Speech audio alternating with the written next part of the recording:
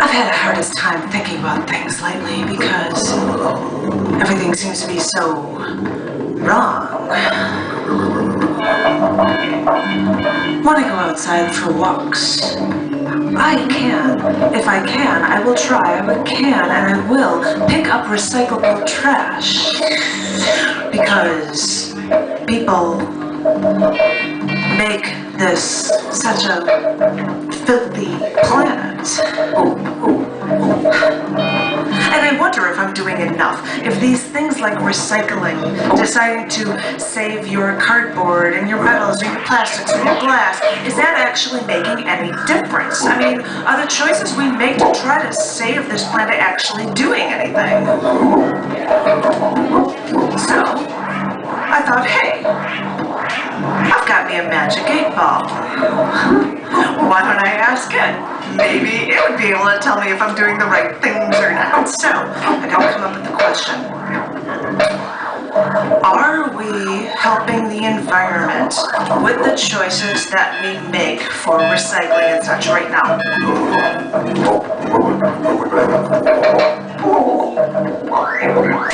Come back and ask again. Alright. I have to come up with something more specific. I have a fuel-efficient car. I try to make a point to do that because I want to save money on gas. And they say, well, you don't want to save the environment, blah, blah, blah, by using less fuel and oil. But I try to save money. But then I hear that there are people that buy the Prius or hybrid electric cars. So I guess I will ask the 8-ball. Is it smart to buy a hybrid electric car?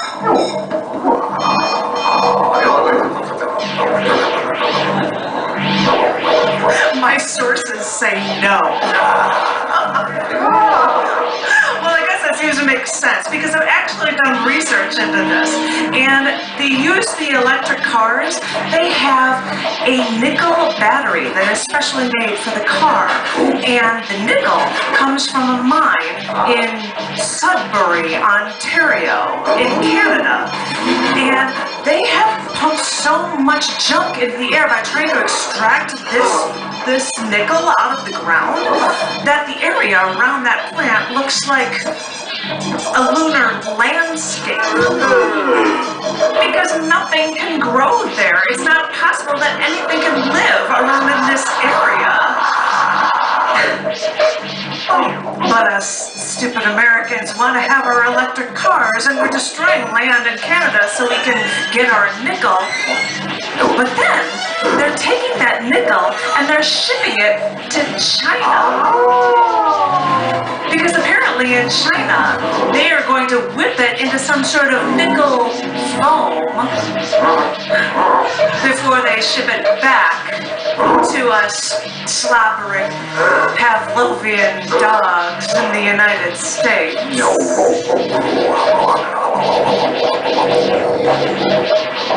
The Prius.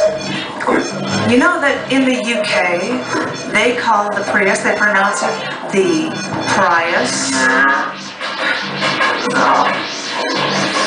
That kind of makes me think of a cartoon episode of South Park, where everyone is all high and mighty by being environmentally safe, and they bought the Prius. Then again, in that same episode, those snotty, high and almighty people would actually fart into a wine glass because they like the smell of their own farts.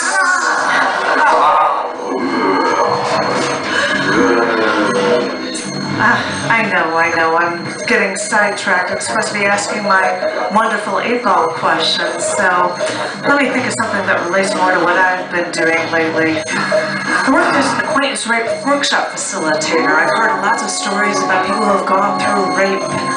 I've heard about sexism like mad through the year. And you know, I heard a story about a woman who accused a man of raping her. It was all over in the news. And all of the media was all over this and wanting to be able to help her out because she was a victim and this man had raped her. And then I eventually heard that this woman made it all up. That she thought, well, no, he didn't rape me, but if I said that, everybody would be on my side and they'd be all for me. And I thought, wait a minute, this is supposed to actually be an issue. I've done work on this for years. This has to be something that's not just something you can say, oh no, it's not a problem anymore. So I guess I should ask my 8-ball, because this woman said this. Are women no longer sexually assaulted?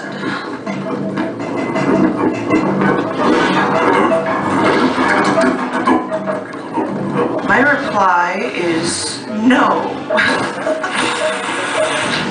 Well, I guess it's somewhat appropriate because I knew stats from a long time ago that 1 in 3 women would be sexually assaulted in some form or another by the time they leave college, by the age 21.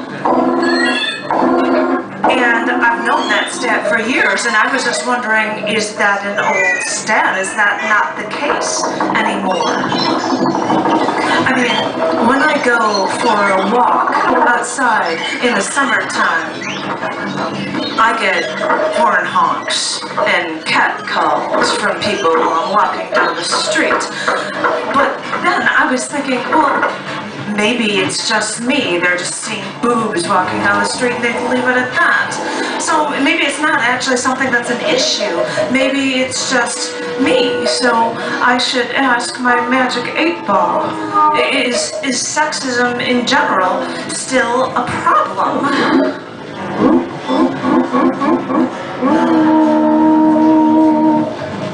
Without a doubt. Well, as I said, I hear these things, so I guess it seems fitting. I mean, I've heard women that were in the military, they were actually assaulted by men in their battalion, platoon, it depended on whatever branch they were in, and they couldn't even go to their male supervisors because it was all part of some big clique, and they were an outsider because they were just a girl. And you know, the worst thing that I've heard recently, just recently, within the past week, I have heard somebody say on television that, well, you know, men, they just can't help it. And women should be a little less revealing if they're going to be out in public like that. And I couldn't believe what I was hearing. I was thinking, what? I go outside walking and I'm not allowed to wear a tank top or shorts because, you know, it's hot out and I'm actually doing something for a workout? Or women can't wear skirts if they're going to be going to work because that would mean that men can't help themselves? I mean, what? Are we women supposed to go around wearing a burqa so that only our eyes are showing to reveal themselves to men? You've got sexy eyes. Well, you know, maybe if that's the case, what am I going to do? Maybe I should just act like a crazy woman and go around and flail my arms all over the place and just randomly spout anything to anyone, because then maybe men would be too preoccupied with my craziness to actually think about objectifying women.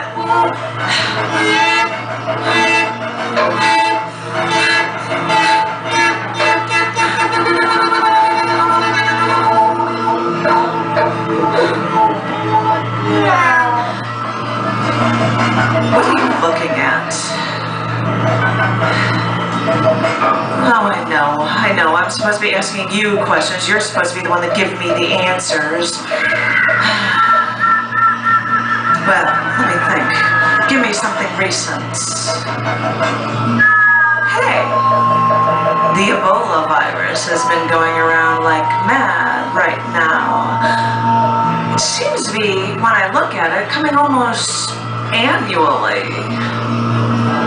kind of like the flu, but a little more lethal and supposedly spreading all over the other side of the planet. Because we don't see Ebola here a lot. I don't know anybody who has Ebola or who has dealt with Ebola, but I hear on the news all sorts of people yelling about one man who was in Liberia, I believe, after he had helped a pregnant woman bleeding and in trouble. He helped her. He came back to the States. He started showing symptoms of Ebola, and now he is quarantined. And everybody's worried that Ebola is now in the United States somewhere.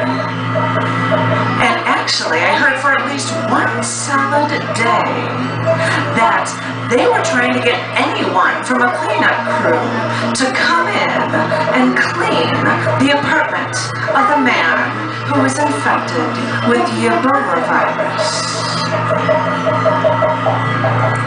I'm sorry, you're a cleanup crew.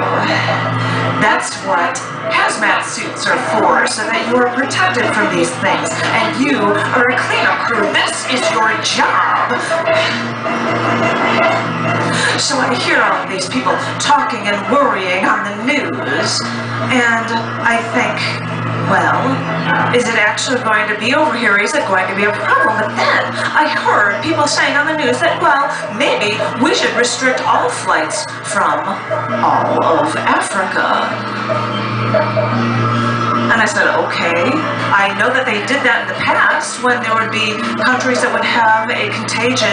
They would want to protect themselves. I understand that. So I guess I should ask the 8-ball, would the United States ever stop flights from Africa because of the Ebola virus?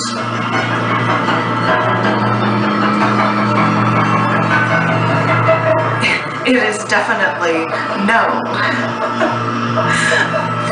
Well, I mean, if we've got somebody like President Obama that will allow our borders to be so open that, you know, any illegal immigrant from Mexico is supposed to actually become a citizen of the United States. Well, maybe you have to keep some borders open, you have to keep them all open, who knows? But I actually heard one guy, I think it was on Fox News, say, well, wait a minute, there were other people talking, and I said Fox News, and I've been saying all these things, and I think they were all probably right-wing pundits that were saying it from the 24-hour drive-by media. So I guess I should ask my 8-ball first. Are Republicans just trying to scare their listeners?